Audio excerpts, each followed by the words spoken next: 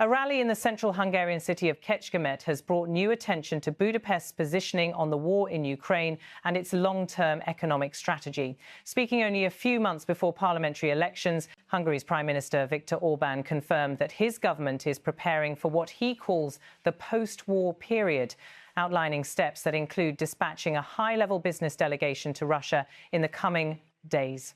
The announcement, delivered during a speech live-streamed on the Prime Minister's official Facebook page, shed light on ongoing discussions that Hungary is conducting with both the United States and Russia. Orbán presented these parallel tracks of diplomacy as essential to securing Hungary's economic position once the conflict in Ukraine ends and once European sanctions against Moscow undergo potential shifts. In his remarks, Orbán acknowledged the sensitivity of these talks, noting that some components remain confidential. But he emphasised that preparing in advance is essential for Hungary, particularly if European and transatlantic policies toward Russia eventually change. Over a 43-second segment of his speech, Orbán stated that he has been engaging directly with US officials. As he put it, "I don't hide it, even if I can't reveal all the details. I am holding discussions with the Americans about the form that economic cooperation between the United States and Hungary could take after the war." He added that these talks focus on the economic environment Hungary expects to confront once active hostilities in Ukraine subside. According to Orbán, US-Hungarian coordination will be an important factor shaping investment flows, bilateral trade, and the broader regional economic landscape. Orbán also confirmed simultaneous discussions with Moscow, framing them as preparation for a future in which sanctions affecting Russia may no longer be in force. In the same address, he said he is speaking with Russian counterparts to ensure that Hungary can position itself effectively if economic ties between Russia and the West are restored. During the rally, Orbán described his expectation that the current sanctions regime imposed by Western governments will not remain indefinitely. He stated, "And I am also discussing with the Russians so that once the sanctions regime is lifted, because it won't stay that way forever, and if the goal is not to permanently exclude Russia from the Western global economy, but, on the contrary, to re-establish economic relations with it, we Hungarians can take advantage of this new situation at the right time and in the right way." The Prime Minister rejected the notion that Russia would be isolated permanently from Western commercial systems. Instead, he portrayed the current sanctions environment as temporary. Orbán argued that, in his view, Western economies will eventually seek to rebuild ties with Moscow and that Hungary must be ready to act when that moment arrives. It was in this context that Orbán announced the imminent departure of a Hungarian business delegation to Russia. He described the mission as part of a broader effort to shape Hungary's role in future regional trade once conditions permit. As he explained, "With this in mind, I am already preparing. For example, a large business delegation will travel to Moscow in early December to discuss economic cooperation specifically. The team, according to his remarks, will consist of business leaders tasked with initiating early dialogue on potential areas of cooperation." Orbán did not identify the sectors or companies involved, nor did he outline specific projects under consideration. The delegation's purpose, however, was described as laying groundwork for post-war economic opportunities. The timing of the announcement underscores Hungary's distinctive approach to the war in Ukraine and its long-standing stance toward Russia. Budapest has consistently taken more reserved positions within the European Union regarding sanctions and military support. Orbán's government has also opposed some EU-wide measures targeting Moscow, arguing they could harm European economies more than they pressure Russia. In his Kecskemét address, Orbán reiterated his belief that Hungary must act in its own economic interest. His comments suggested that positioning Hungarian enterprises for early engagement with Russia is viewed by his administration as part of a forward-looking strategy. Orbán's statement also reflects a broader pattern in Hungarian foreign policy.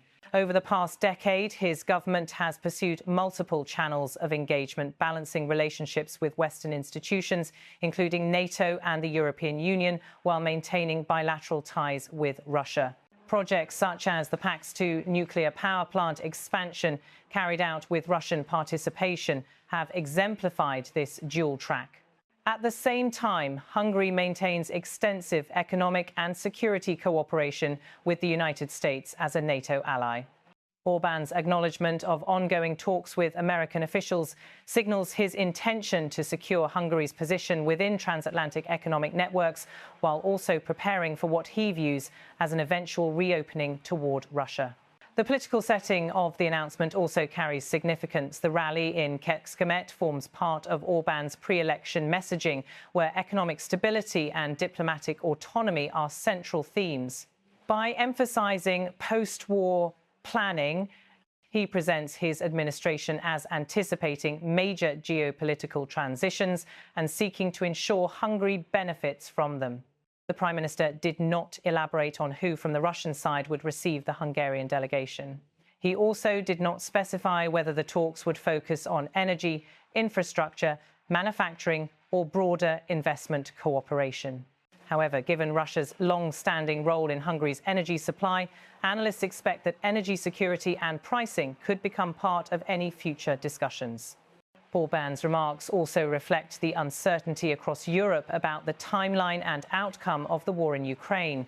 Many governments remain focused on sustaining support for Kyiv and maintaining pressure on Moscow through sanctions. Hungary's statements suggest a different emphasis, looking ahead to what comes after the war and preparing national policy accordingly. The speech additionally highlights Orbán's broader strategic narrative that Hungary must prepare for multiple future scenarios, including shifts in EU policy, changes in the sanctions environment, and evolving relations between Russia and Western states. He framed the upcoming business mission as a practical step toward ensuring Hungary has early access to emerging opportunities. The comments have drawn attention because they contrast with ongoing debates among EU and NATO members about maintaining unity on Ukraine-related policies. Orbán's declaration that sanctions will not stay that way forever and his view that Russia will eventually re-enter Western markets places Hungary somewhat apart from the prevailing positions in Brussels and Washington. Still, Orbán's acknowledgement of active discussions with US counterparts demonstrates that Hungary intends to remain engaged with its allies on post-war planning. His remarks suggest that the government seeks flexibility to shape its economic relationships across different geopolitical alignments. The Kecskemét rally marks one of the clearest statements to date from Orbán about his plans for the end stages of the conflict in Ukraine and its aftermath. By combining domestic political messaging with international economic signalling, the speech outlines how his administration sees Hungary's future role in a changing regional order. The Prime Minister's confirmation that a business delegation will travel to Moscow in early December establishes a concrete timeline for the next step in Hungary's preparation. The visit is expected to include discussions on cooperation frameworks, but will occur while sanctions remain in effect and while the war in Ukraine continues. Orbán's comments made no reference to coordination with the European Union regarding the delegation. The EU maintains comprehensive sanctions restricting economic engagement with Russia, and any future easing would require consensus among all member states. Orbán's remarks imply he expects eventual movement on this front, though no such decisions have been announced by Brussels or any other EU institution.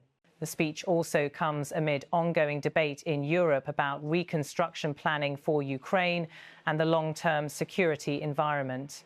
Orbán's statements focus less on Ukraine's recovery and more on Hungary's strategic positioning once hostilities end and economic patterns shift.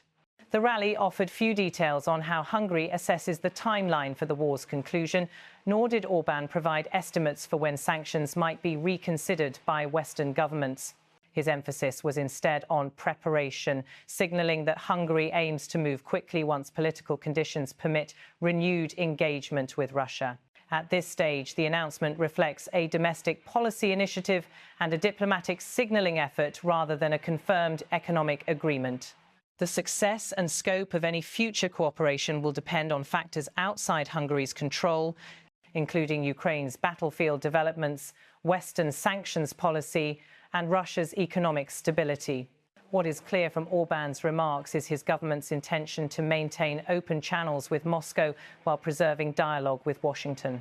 By doing so, he frames Hungary as a country seeking pragmatic economic benefits amid shifting geopolitical landscapes. The 43-second segment of Orbán's speech, publicly posted on his official Facebook account, remains the authoritative source for these statements. The video shows Orbán delivering his remarks to supporters, underscoring the dual domestic and international audience for his message. With parliamentary elections approaching, Orbán's emphasis on preparedness and economic opportunity signals what may become central themes of his campaign. The upcoming business delegation to Russia represents the practical extension of that narrative, positioned as an early move toward post-war economic strategy. Hungary's next steps will be closely monitored by European partners and international observers, particularly given the ongoing conflict in Ukraine and the broader implications of sanctions policy. For now, the Prime Minister's statements outline a clear direction: planning for future economic engagement and preparing Hungarian industries to act quickly when circumstances change. Hungary now awaits the outcome of these planned discussions as a business delegation prepares to travel to Moscow in early December to explore future cooperation once post-war conditions allow.